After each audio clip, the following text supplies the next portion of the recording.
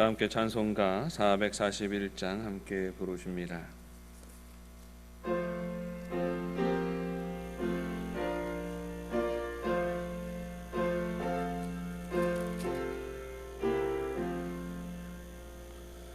은혜 구한 내게 은혜의 주님, 은사 원한 내게 은사의 주님, 신유 구한 내게 신유의 주님, 나의 마음 속에 지금 오셨네. 나의 생명 되는 내 주 예수님, 영원토록 모셔 내 기쁨 넘치네. 말씀 위에 서서 내 뜻 버리고 감정을 버리고 말씀에 서니, 불완전한 나이든 완전해지고 내가 이제부터 주만 붙드네. 나의 생명 되는 내 주 예수님, 영원토록 모셔 내 기쁨 넘치네.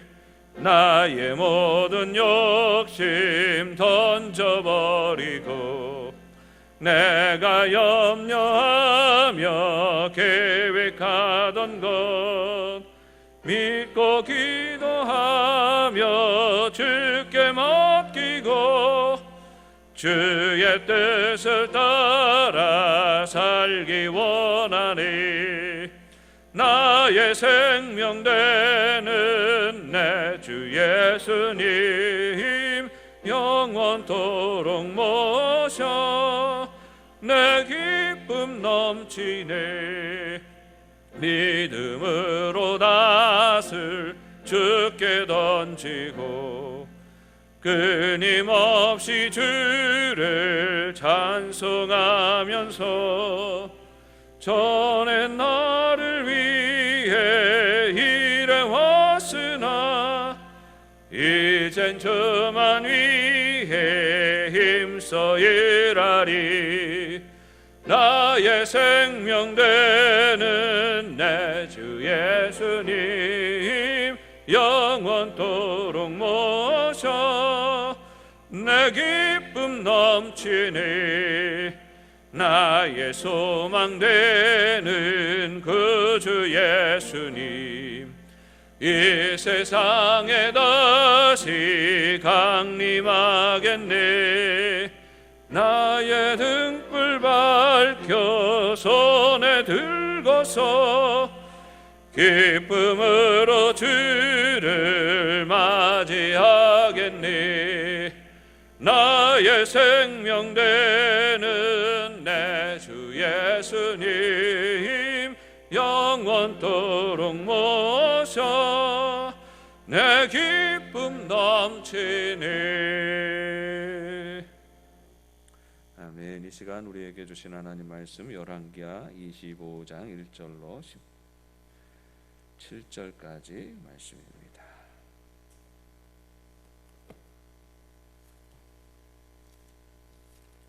열왕기하 25장 1절로 17절까지 말씀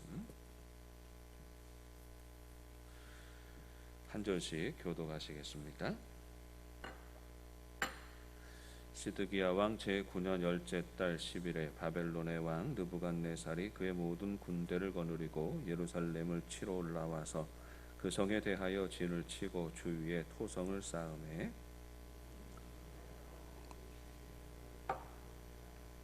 그해 넷째 달 9일에 성중에 기근이 심하여 그 땅 백성의 양식이 떨어졌더라.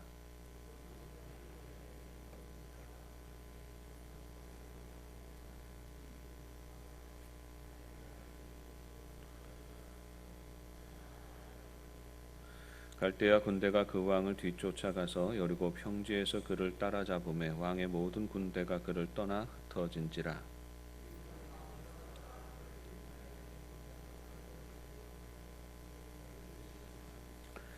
그들이 시드기야의 아들들을 그의 눈앞에서 죽이고 시드기야의 두 눈을 빼고 놋사슬로 그를 결박하여 바벨론으로 끌고 가더라.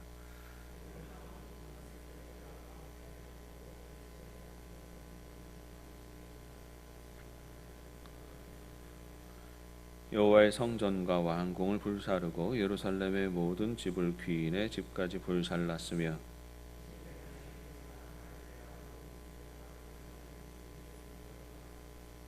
성중에 남아있는 백성과 바벨론 왕에게 항복한 자들과 무리 중 남은 자는 시위대장 느부사라단이 모두 사로잡아가고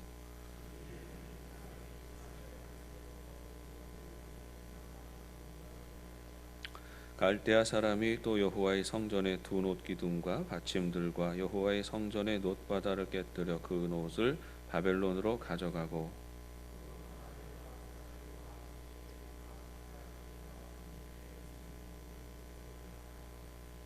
시위대장이 또 불옮기는 그릇들과 주발들 곧 금으로 만든 것이나 은으로 만든 것이나 모두 가져갔으며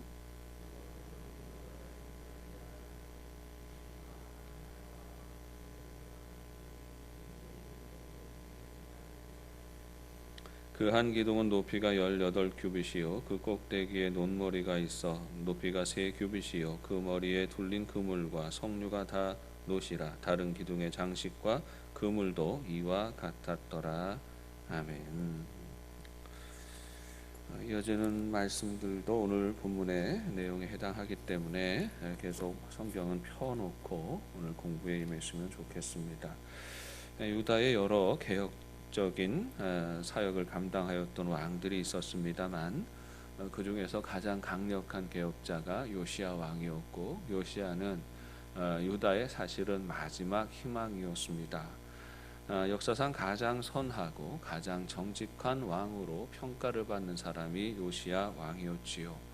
요시야 왕의 개혁의 핵심은 하나님 말씀으로 돌아가자 하는 것입니다. 하나님의 말씀으로 돌아서고 다시 온 백성들이 말씀을 중심으로 살아가는 삶을 독려한 인물이 요시야 왕입니다. 그의 시대에 전국의 우상이 다 사라지게 되지요. 성전이 정화되어지고 온 백성들은 규례와 법도를 따라 사는 것이 아예 국가의 법으로 정해지게 됩니다. 그 시대의 유월절이 지켜지게 되는데 이때에 지켜진 유월절이 유다 역사상 가장 성대한 유월절이었다. 이렇게 기록될 정도로 아주 성대하게 마음과 정성을 다하여 이 구원의 절기, 구원의 축제에 참여하게 되는 것이지요. 이후에도 이 요시야의 모든 관심은 하나님 앞에 정결하게 살아가는 것입니다. 유다의 모든 백성들이 하나님의 말씀과 뜻을 붙잡고 또 그 뜻에 순종하며 나아가는 것을 국가의 기본 틀로 삼았던 왕이 요시야다 이렇게 말할 수가 있는 것입니다. 나라가 하나님과의 관계가 바로 서니까 하나님께서 이들에게도 지혜를 주십니다. 지혜는 시대를 읽는 눈을 가지게 되지요.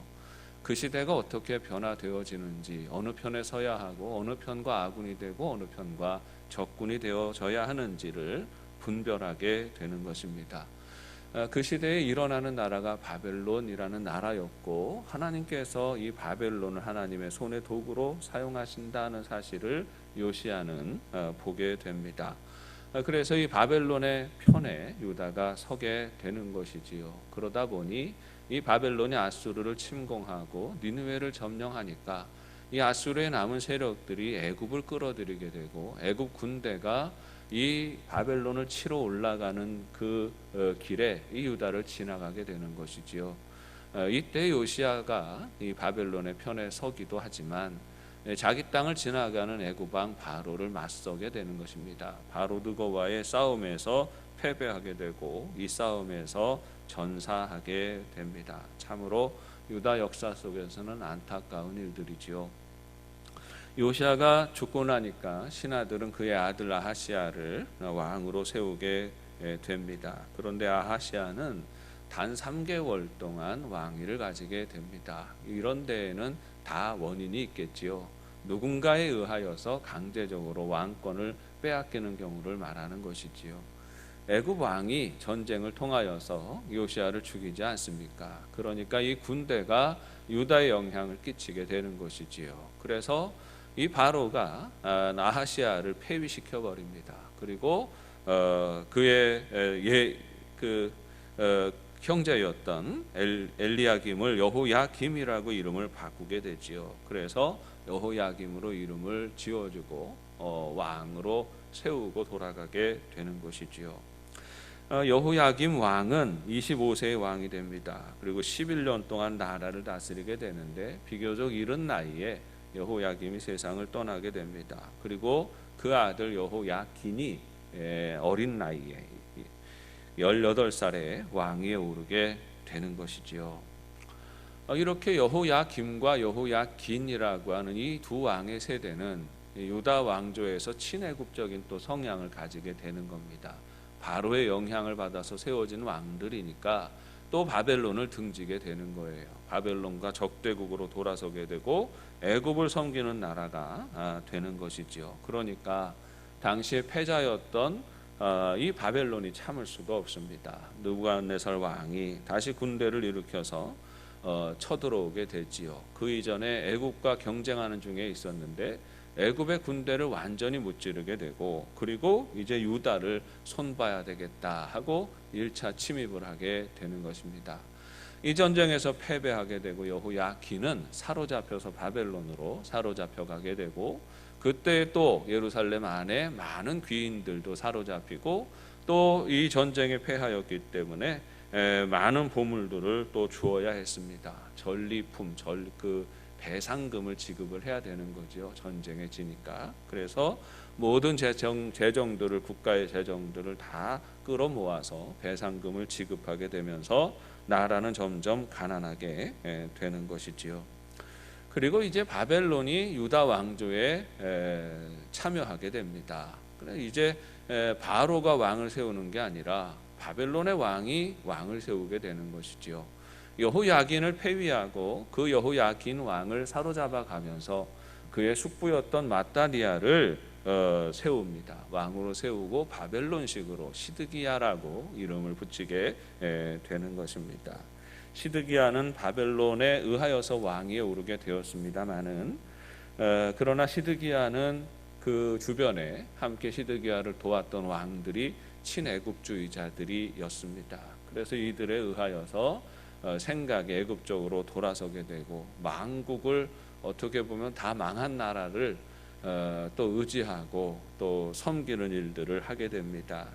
11년 동안 나라를 다스리게 되는데, 그런 식으로 나라를 다스리게 되니까 결국은 다시 바벨론의 침입을 불러들이게 되는 것이고, 시드기야 왕 제9년에 바벨론 군대가 침입하여서 예루살렘 성을 에워싸고 1년 4개월을 공격하게 되는데, 이 포위를 당하여서 곤란을 겪다가 그만 시드기야가 도망치다가 붙잡히게 되지요. 그래서 바벨론에 사로잡혀가고 거기에서 죽게 됩니다.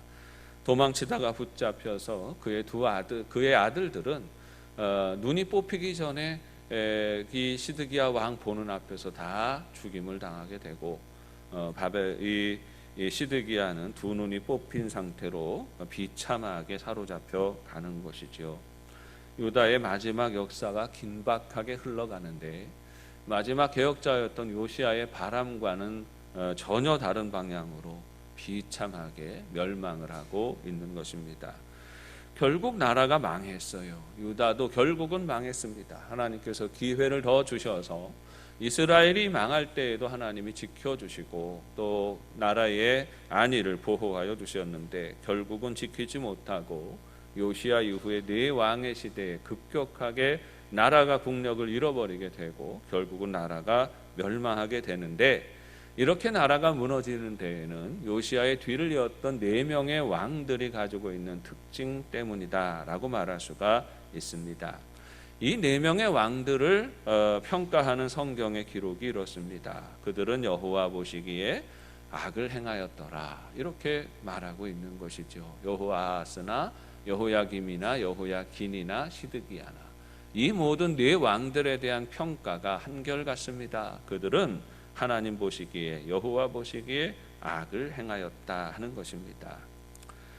이 왕들이 악에 물들어 있고, 왕이 악에 물들어 있으니까 온 백성들도 더불어 악에 물들어 있지요. 온 나라가 악에 물들었고 악을 행하였습니다. 결국은 이 악한 것이 나라가 멸망하는 이유가 되는 것입니다. 우리가 악을 행하였다라는 이 말의 의미를 좀 깊이 이해해야 되는데, 그러려면 이 죄와 악을 좀 구분할 줄 알아야 하겠습니다. 여러분, 죄는 뭐고 악은 뭔가요? 죄가 악이지. 그러니까 같이 다니는 거지. 이렇게 생각할 수 있지요. 근데 죄와 악은 엄격하게 다른 개념이 됩니다.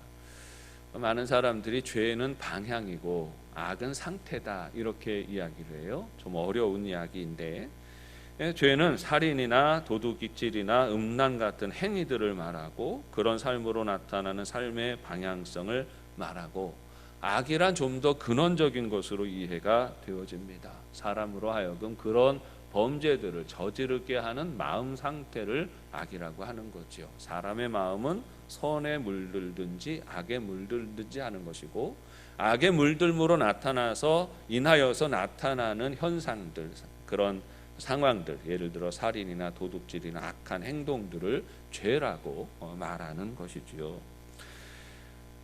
사람의 마음 상태라고 하는 것이 그 마음에 선이 있는지에 따라 가지고 삶이 달라지고, 그 마음에 악이 있으면 또 삶이 달라지게 되는 것입니다.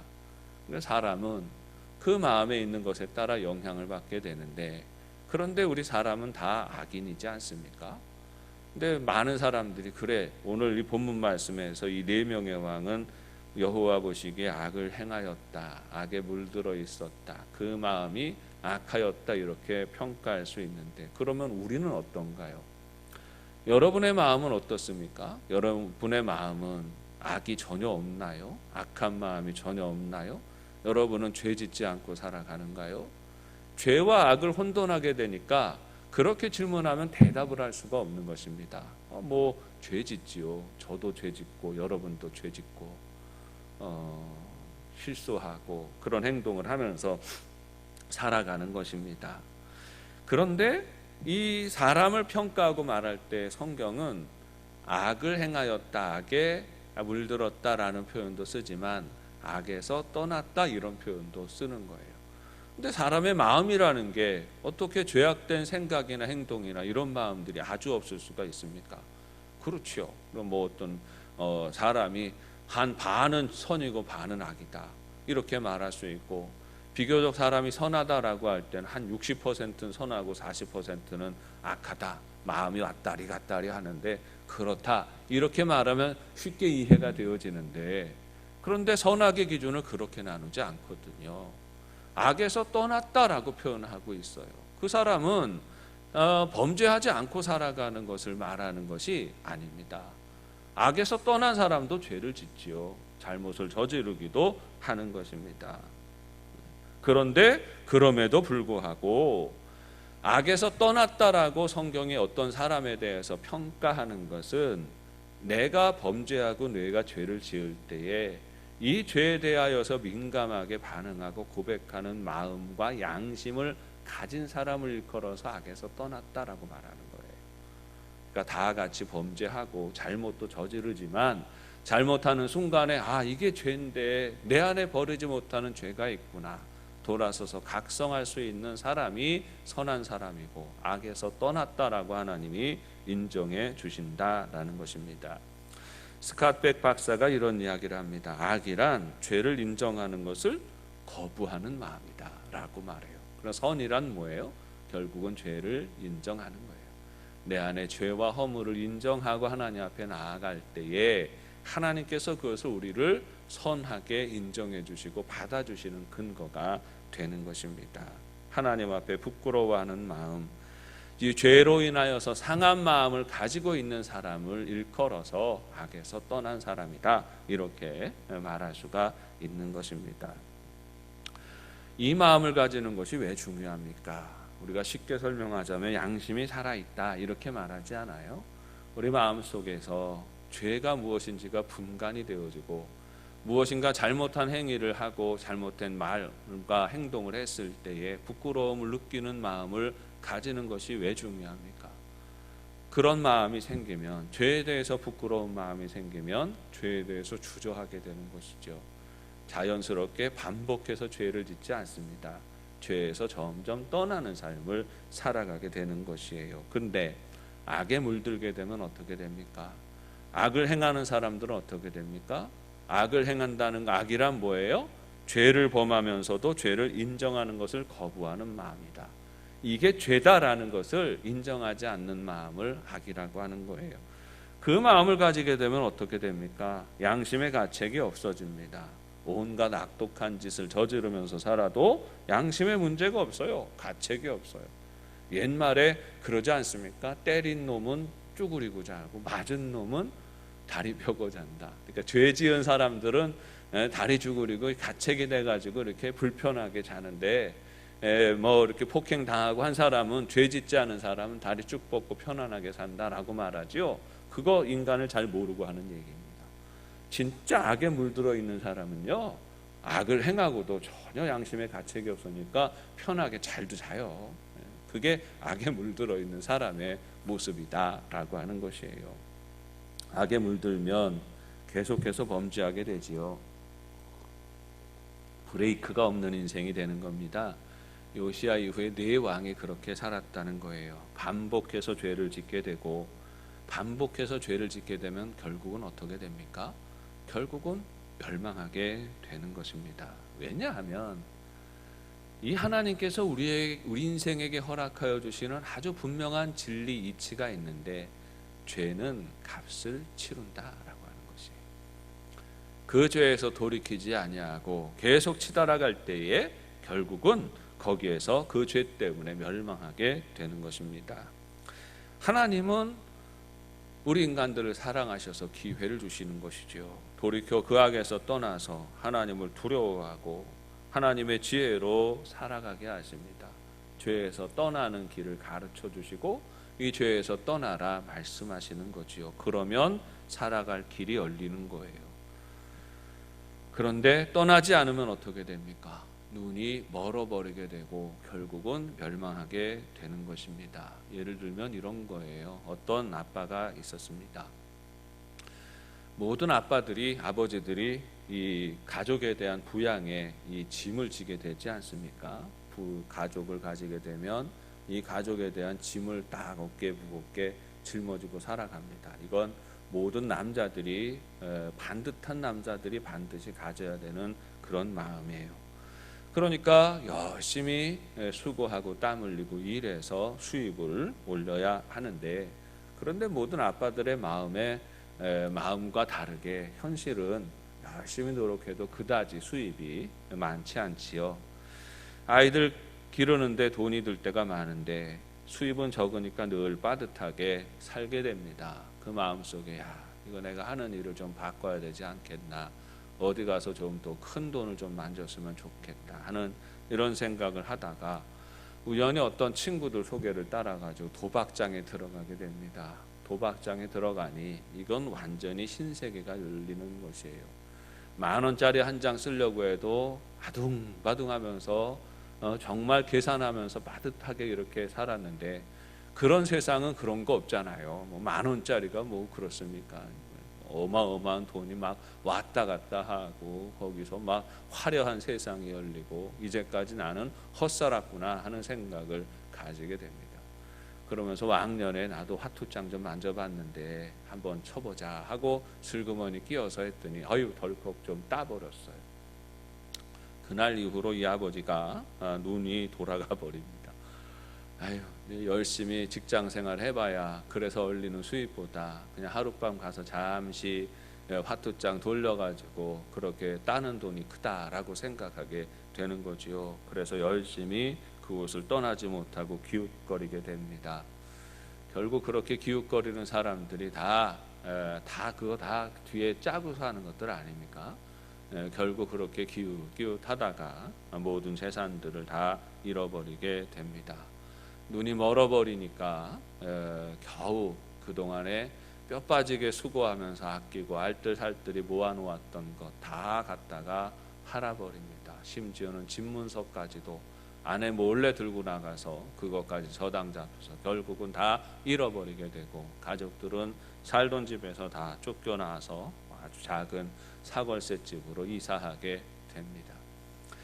아내도 충격을 받고 아이들도 충격을 받고, 아내가 덜컥 당신하고 살 수가 없다고 이혼하자 요구하게 되는 거지요. 당연하게 그런 요구가 들어가는데 이 남편이 싹싹 빕니다. 한 번만 용서해 달라고, 내가 눈이 멀어서 그랬다고 한 번만 용서해 달라고 싹싹 비니까, 또 아내의 입장에서는 애들도 이제 커가는데 애들이 아빠 없는 자녀로 크는 것도 걱정되고 이것저것, 그러니까 한 번 더 용서를 해주고 그 집에 또 받아들이게 됩니다. 우리 그래, 잃어버린 금액이 크지만 나도 일할 테니까 우리가 같이 열심히 일해서 다시 좀 회복하자고, 그렇게 다짐을 받고 용서를 해줍니다. 그런데 이런 데 물든 사람들이 쉽게 그것을 씻어내지 못하지요. 얼마 지나지 않아서 다시 또 도박장에 기웃기웃거리게 되고 결국은 더 엄청난 빚을 지고 파산하게 됩니다. 이 남자는 왜 이렇게 불행해졌을까요? 그 마음이 악에 물들었기 때문입니다. 나도 모르는 사이에 스며들어온 그 악이 지배하는 그런 인생이 되었기 때문이죠.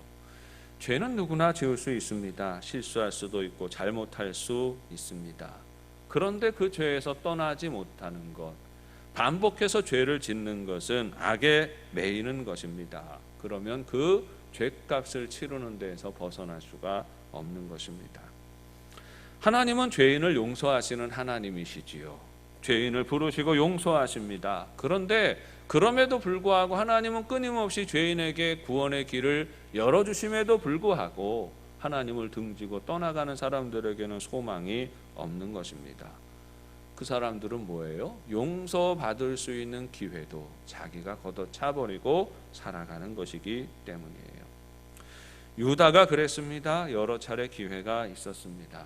많은 선한 왕들 5명의 위대한 개혁자들을 통하여서도 그렇고, 북왕국 이스라엘에 비교할 수 없을 만큼 많은 선지자들이 남왕국 유다에서 활동하면서 많은 선지자들이 깨우치고 이 길이 아니라고 바른 길로 돌아오라고 끊임없이 외쳤음에도 불구하고 그들은 그렇게 하지 않았습니다. 하나님을 등지는 삶을 고집하며 살았습니다. 거짓되고 음란하고 방탕하고 범죄하는 그 삶을 부끄러워하지 않았습니다. 결국 여러 차례 바벨론 군대의 침입을 경험하게 되고 기원전 586년 결국은 예루살렘이 완전히 함락하고 폐허가 되면서 멸망하게 되는 것입니다. 우리는 한 인간이 멸망하고 죽는 것이 어떤 이유로 인하여서 그런 현상이 생기는지를 보아야 합니다. 그리고 또 한 나라가 어떻게 멸망하는지, 무슨 이유로 멸망하는지를 보아야 합니다. 성경이 우리에게 선명하게 가르쳐주는 이유는 유다의 마지막 왕들이 여호와 보시기에 악을 행하였다 했습니다. 악을 행하는 그 삶이, 악에서 떠나지 않는 삶이 한 개인이 망하게 되는 이유가 되고 한 나라가 멸망하는 이유가 되는 것입니다. 악은 하나님과 등지게 합니다. 더 멀어지게 합니다. 여전히 자기 의를 주장하고 자기 지혜를 의지하며 판단합니다. 끝까지 그들은 그렇게 판단하다가 멸망하는 것입니다. 이 마지막 때에도 외치는 자들의 소리들이 있었지요. 수많은 선지자들이 일어났습니다. 애통하며 눈물 쏟아가며 온갖 방법을 동원하여서 많은 선지자들이 일어나서 왕들을 깨우치고자 하였고 백성들을 깨우치고자 하였습니다. 하나님께로 돌아오라고 회개하라고 외쳤습니다. 그러나 그들은 이미 악에 물들어 있었어요. 악에 물들면 들리지 않습니다. 여러분, 아주 못된 데 물들어 있는 사람들 있지요. 도박에 물들고 또 음란한 데 물들고 악한 데 물들고 이상한 데 또 물들어 가지고 이상한 욕심에 물들어서 가는 사람들 주변에서 이야기하고 충고하면 듣습니까? 안 들어요. 악에 물들면 어떤 소리도 들리지 않습니다. 어떤 소리도 안 들리는데 특별히 하나님의 소리가 들리지 않아요. 못된 소리는 얼마나 기가 막히게 잘 알아듣는지, 빠르게 듣는지 모르는데, 그런데 악에 물들어 있는 사람은 하나님의 음성은 들리지 않습니다. 하나님이 소중히 여겨지지 않은 것이지요. 수많은 사회적 이슈들에서 하나님의 가치 기준이 무시되어지게 되는 것입니다. 기원전 586년 멸망할 때의 유다의 모습이 그랬고, 안타깝게도 오늘 우리 시대의 모습도 다르지 않습니다. 저는 우리 살아가는 이 시대가 말세다 이렇게 얘기하고 싶지는 않아요. 뭐 말세야 뭐 예수님 승천하신 이후부터 계속 말세지요. 그렇죠? 우리 다 말세를 살아가는 건데, 요즘은 말세라는 말을 시한부 종말론자들이 너무 선명하게 사용해 먹어가지고요, 말세다라고 그 용어를 쓰게 되면 우리 많은 성도들도 그렇고 자꾸만 좀 부정적으로 그걸 받아들이기 때문에 그렇습니다. 그러나 끝자락에 이르렀다라는 것은 우리가 인정할 수밖에 없는 것이지요. 무엇 때문에 그렇습니까? 뭐 사회가 어떻고 저떻고 다 떠나서 악한 사회의 전형적인 특징은요, 하나님의 말씀이 점점 더 외면당한다는 것이죠. 나라가 바로 서고 질서 있게 세워져 나아갈 때는요, 믿지 않는 사람들도 불신자들도 하나님의 말씀에 대해서 귀히 여깁니다. 좋은 태도로 받아들이지요. 근데 나라가 멸망할 때가 되고 나라가 무너질 때가 되어버리면 믿지 않는 사람들은 앞장서서 하나님의 말씀에 대해서 하찮게 여기고, 나아가서 심지어 그리스도인들조차도 세상의 많은 철학과 사상과 신념들보다 하나님의 말씀을 하찮게 취급합니다. 이게 멸망하는 시대의 모습이지요. 오늘날 우리 시대가 어쩌면 그런 모습이 아닌가 생각을 합니다. 오늘날 이 시대에 하나님의 말씀과 하나님의 가치를 말하면 어리석은 사람 취급받습니다. 예를 들어 우리 가정은 소중한 공동체입니다. 하나님이 짝지어 주신 가정입니다. 한 남자와 한 여자가 만나서 하나님의 마음과 사랑으로 사랑하기 마련이고, 그 사랑의 열매를 통하여서 자녀들이 생산되어져야 하고, 그렇게 이루어지는 가정은 하나님의 축복이 있는 곳입니다. 그리고 이 가정이 견고하고 또 건강하고 튼튼하게 가정과 가족들이 세워질 때에 민족이 바로 설 수 있는 것이고 나라가 복을 받는 것입니다. 이것이 성경적인 가치관이죠. 그런데 지금은 그 가정이 얼마나 소중한지, 하나님께서 만들어 주신 이 가정의 귀함을 깎아내려서는 안 된다라고 말하면 시대에 뒤떨어진 고루한 사람이라고 말합니다. 요즘은 가정보다 한 개인의 욕망이 중요한 시대이지요. 뭐 고상하게는 한 개인의 자아 실현과 또 이상을 추구하기 위하여서 가정에 얽매이고 살아가는 것은 하찮게 여겨집니다. 옛날처럼 모든 여성들이 많이 공부도 하고 또 여러 직장 경력도 있는 사람들이 가정을 이루고 자녀를 키우게 되면서 많은 것을 희생하고 엄마로서 엄마의 자리를 지키기 위해서 희생하며 살아가면 그런 사람 보고 어리석다라고 말하지요. 그런데 그게 참 이상한 사회가 되어서 그런 이상한 가치관을 가지고 이 가정의 권위나 가정의 소중함을 허물어버리고, 오히려 아니야, 네가 중요해, 너 한 사람이 중요해, 네 원하는 대로 살아, 아주 서슴없이 그런 이야기들을 가르치고 그런 철학들을 주입하는 시대가 되었지요. 그런 말하는 사람들은 뭐가 좀 대단히 있어 보이는 사람이고 지성이 있는 사람 같아 보이고, 하나님 말씀을 따라 가정을 지키고 소중히 여기고, 가장이 되었으니 책임감을 가지고 열심히 살아야 되고, 엄마가 되었으니 책임감을 가지고 내가 희생하고 섬기며 살아야지, 이렇게 생각하는 사람들은 시대에 뒤떨어지고 낙후된 사람처럼 취급하는 시대가 되었지요. 시대가 악하기 때문이에요.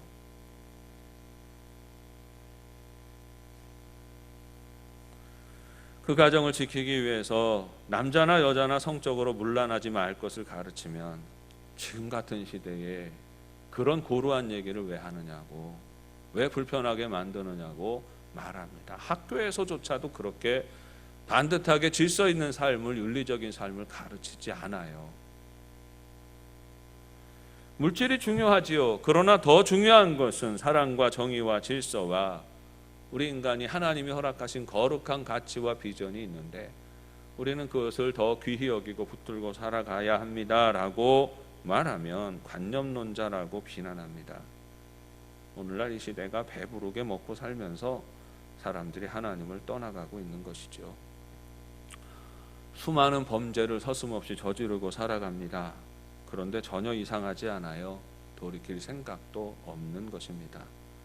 사랑하는 여러분, 어쩌다 보니 이 시대가 이상한 흐름에 들어서 있습니다.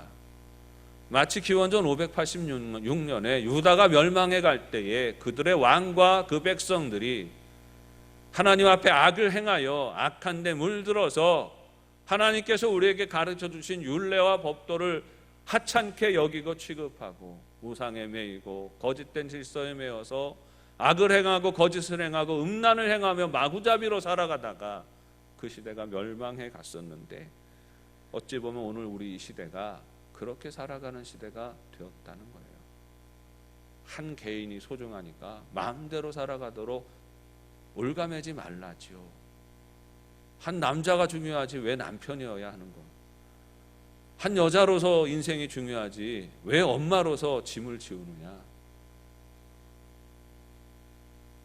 그런 이야기들을 아주 막 떠들면 아주 인기 강사가 되어서 여기저기 불려다니는 이상한 시대를 살아가고 있습니다. 어쩌다 보니 그리 되었어요.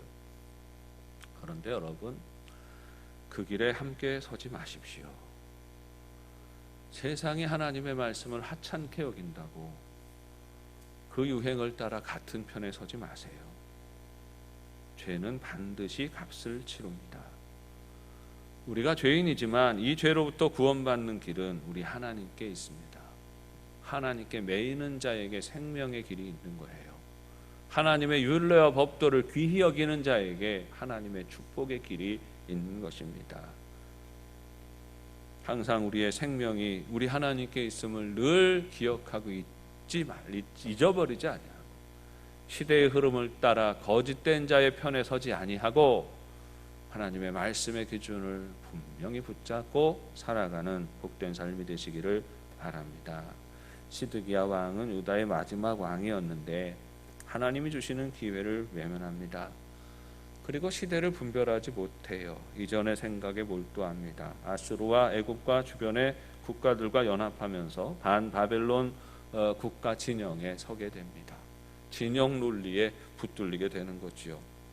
이미 바벨론 군대에 의하여서 함락되어서 여호야긴이 사로잡히고 자기도 그 이름이 바벨론식으로 바뀌었잖아요. 시드기야로. 이렇게 바뀌었음에도 불구하고 이 주변에 말하는 사람들이 아마 친애국주의자들이 많이 있었던 것 같습니다. 이 사람들의 의견에 빠지게 되는 것이죠. 결국 즉위한 후 9년 만에 바벨론의 2차 침공을 겪게 되고 1년 4개월 만에 멸망합니다. 그 1년 4개월 동안 토산을 쌓고 그 예루살렘 성을 에워싸고 완전히 포위망을 이루어 놓은 이 바벨론 군대에 의하여서 성 안의 사람들은 기근으로 죽고 아사로 죽어가게 되지요.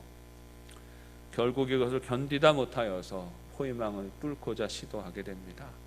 왕과 또 왕을 모시는 친위대들이겠지요. 그리고 왕의 가족들, 이런 고관 귀족들 중심으로 친위대가 이 포위망을 뚫고 도망치게 됩니다. 몰래 탈출을 감행하여서 도망치다가 치게 되는데 바벨론의 군대가 즉시 쫓아오게 되죠.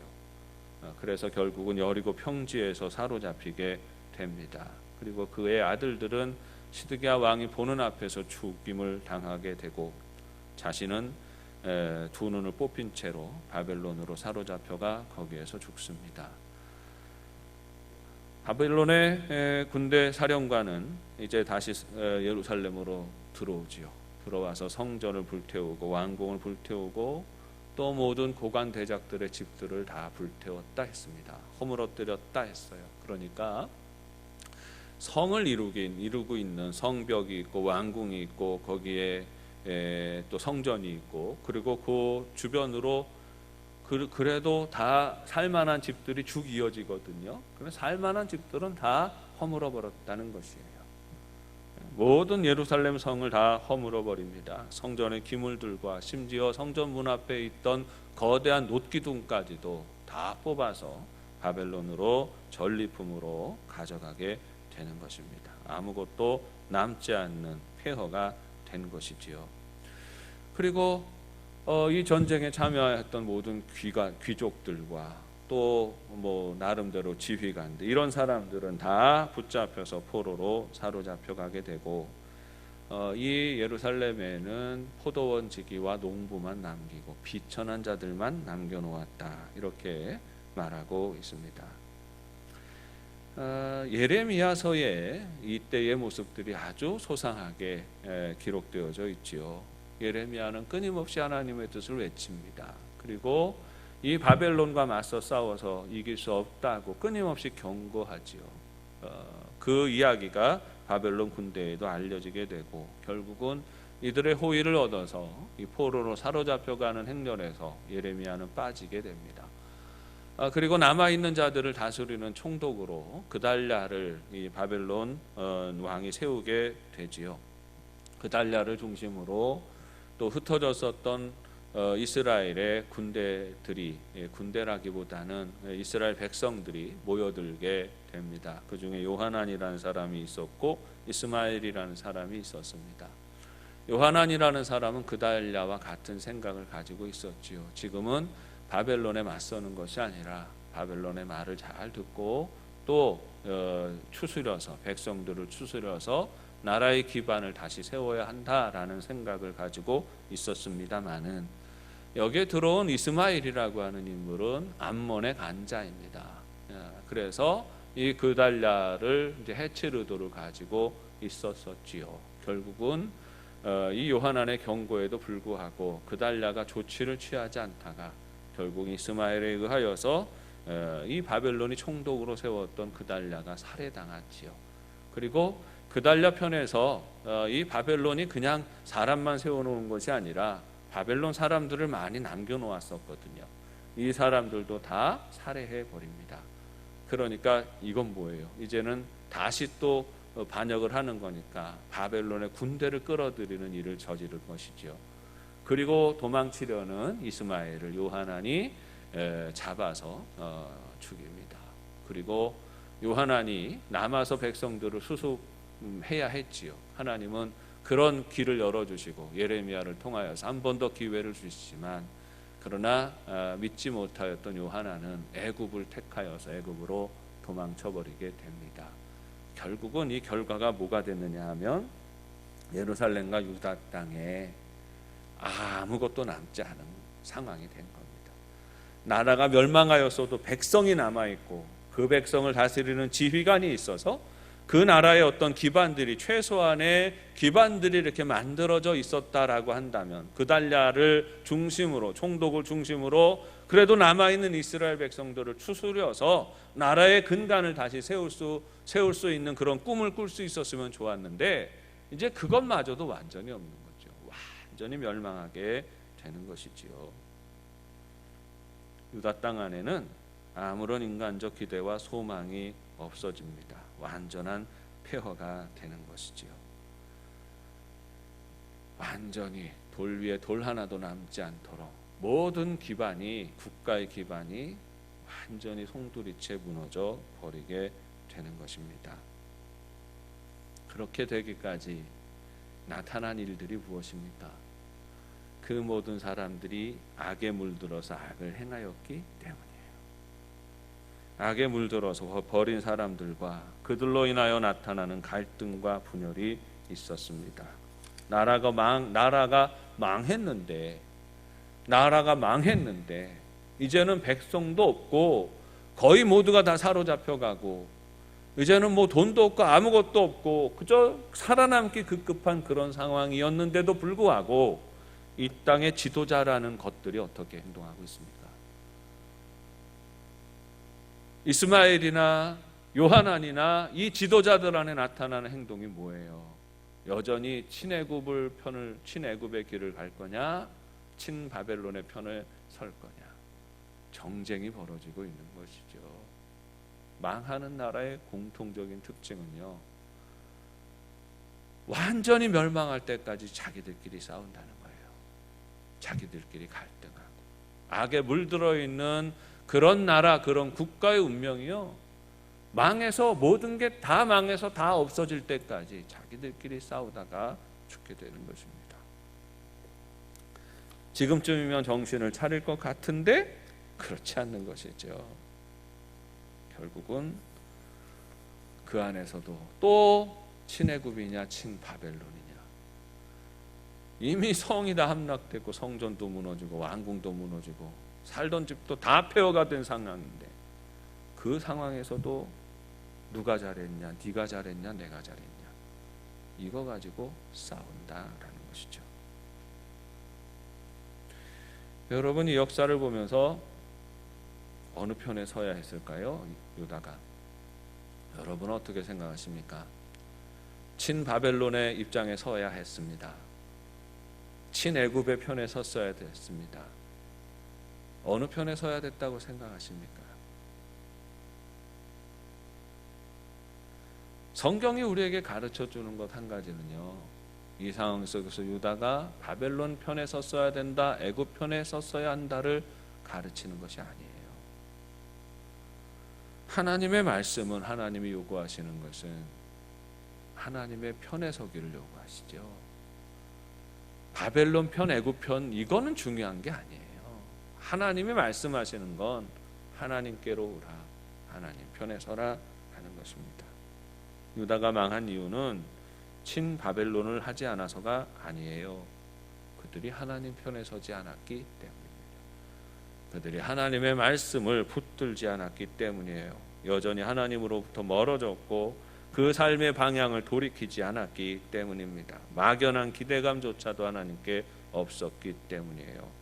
결국 모든 소망이 사라져버리는 완전한 멸망을, 완전히 폐허가 되는 그 처참한 멸망을 경험하게 되는 것입니다. 여러분, 오늘 우리가 살아가는 이 시대에 우리는 어떻게 살아야 할까요? 이 나라는 어떻게 살아야 할까요? 요즘 텔레비전 나오는 사람들마다, 좀 똑똑한 사람들마다 우리나라가 중국 편에 서야 된다, 북한과 잘 지내야 된다, 우리나라가 미국 편에 서야 된다, 다 나름대로 이쪽 편 저쪽 편 이야기하지 않습니까? 우리는 어느 편에 서야 할까요? 우리가 사는 길은 어디에 있을까요? 어떻게 살아야 이 나라 대한민국이 정말 아름답고 아무도 함부로 하지 않는 그런 나라로 설 수 있을까요?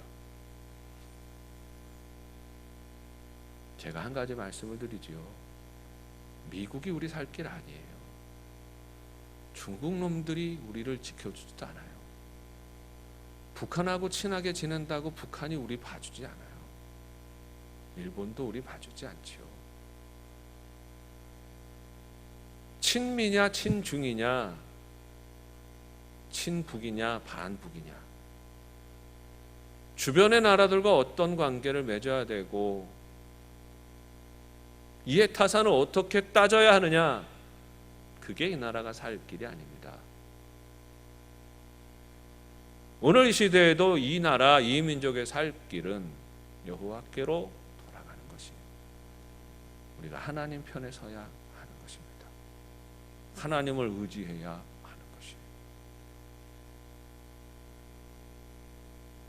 다시 하나님을 바라보아야 하고, 그래야 나라가 소망이 있습니다. 그래서 여러분, 저는 우리 민족의 희망이 여전히 교회라고 생각합니다.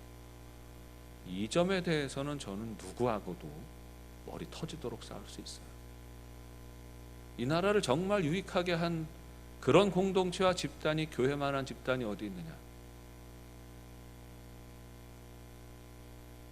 누구하고도 저는 머리통이 터지도록 싸울 수 있습니다. 세상에 이 나라의 어떤 집단에서 나라와 민족을 위하여서 새방마다 부르짖는 나라가 있어요. 밤새도록 부르짖어 기도하고 나라와 민족을 위해서 하나님 이 땅의 지도자들을 붙들어 달라고, 이 나라의 회적, 이 나라의 경제를 붙들어 달라고, 이 나라의 평화를 지켜달라고, 이 땅의 교회들만큼 그렇게 부르짖어 기도하고 사모하는 그런 사람들이 모여있는 집단이 어디 있어요?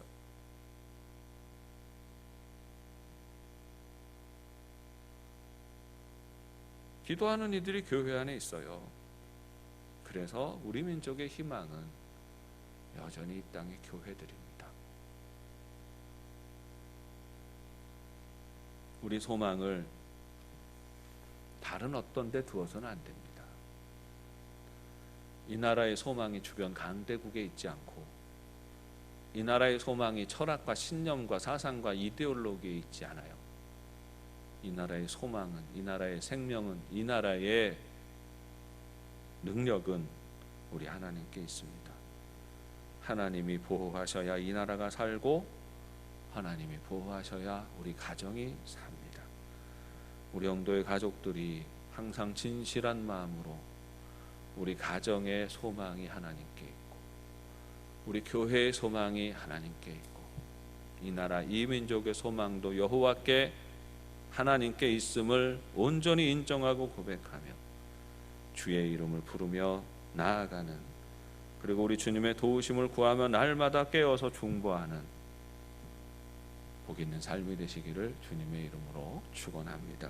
기도하겠습니다. 사랑이 많으신 아버지 하나님, 은혜를 감사합니다. 한 나라가 멸망하는 그 모든 과정 안에 유다 안에서 거듭 반복되어지는 일들이, 저들이 악을 행하였다, 악에 머물러 있었다 하시는 말씀을 듣습니다.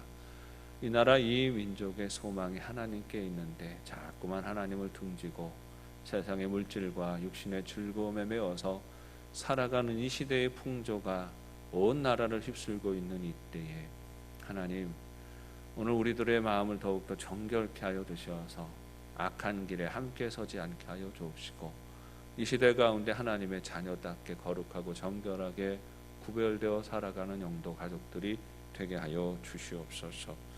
하나님, 믿음의 가정들 지켜주셔서 평강에서 평강으로 인도하여 주시고, 주님의 교회들을 지켜주셔서 우리 하나님을 향한 거룩한 소망과 열정을 가지고 부르짖어 기도하며 중보하는 사명을 지켜가는 교회들이 되게 하여 주옵시고, 하나님, 갈 길 몰라 방황하고 어디에 우리의 살 길이 있는지 여기저기 뛰어다니고 있는 이 땅 이 시대의 사람들을 향하여 예수님이 우리의 생명이요 우리 인생의 참 진리이고 참 길이심을 늘 고백하고 증거하며 전하는 복 있는 삶이 되게 하여 주옵소서.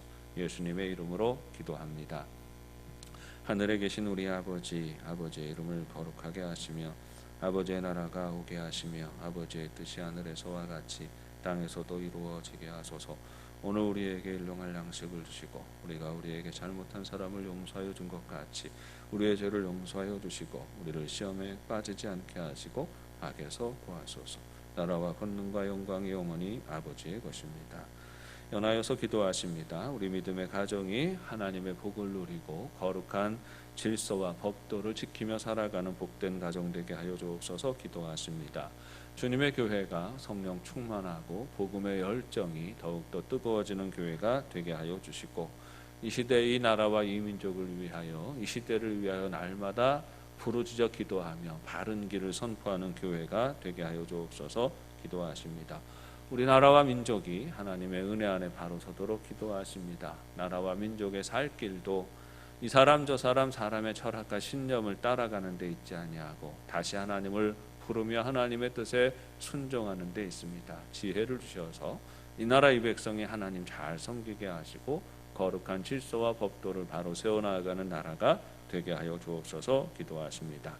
코비드19 시대에 하나님께서 우리에게 주시는 지혜가 무엇입니까? 이 모든 일의 원인이 우리 인간이 교만했기 때문입니다. 오만하고 방자하여서 마치 내가 하나님이 되었다고, 우리 인간이 곧 신의 자리에 이르른다고 그렇게 주장하는 어리석음 때문입니다. 여러분, 코비드19가 터지기 직전에 또 가장 유명하였던 책이 호모 데우스라는 책입니다. 신이 된 인간이라는 그런 뜻을 가지고 있지요. 인간의 의학과 과학기술이 발달하면서 더 이상 하나님이 필요 없다고 선언하고 있는 것입니다. 그것이 얼마나 어리석은 일인지, 얼마나 오만한 일인지, 그 오만함을 하나님은 코비드19를 통하여서 깨우쳐 주시는 것입니다. 이 코비드19로부터 구원받을 길이 어디에 있습니까? 우리 인간이 다시금 겸손해져야 하는 것이죠. 하나님 앞에 겸손하게 엎드리며 우리의 연약함을 고백하는 데 우리의 살 길이 있는 것입니다. 하나님 지혜를 주셔서 이 험한 시대에 역시 코비드19를 넘어서고 극복하는 길도 하나님의 은혜에 있음을 고백합니다. 하나님 이 지혜를 우리에게 허락하여 주옵소서. 이 사실을 인정하고 고백하며 겸손히 인간의 자리를 되찾는 그런 기회가 되게 하여 주옵소서. 하나님 또 모든 지혜를 주셔서 백신과 치료제가 속히 개발되게 하여 주옵소서 기도하십니다. 다 함께 기도하시고 개인적인 기도 제목을 가지고 연하여서 기도하십니다. 다 함께 기도하십니다.